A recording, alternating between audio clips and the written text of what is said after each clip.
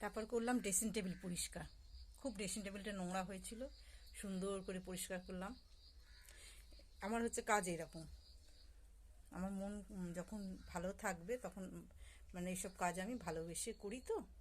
আর ঘর তো পরিষ্কার রাখতেই হবে, অনেক দিন হয়ে গেল, যার জন্য আমি বললাম না, এবারে মেকআপগুলো সুন্দর করে গোছাই। এই যে আমি ড্রেসিং টেবিলের সামনে দাঁড়িয়ে পরিষ্কার করি যখন কেউ না থাকে।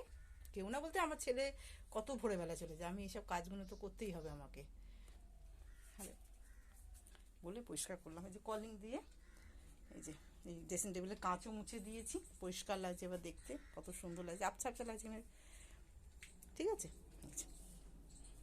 কত সুন্দর লাগছে দেখতে।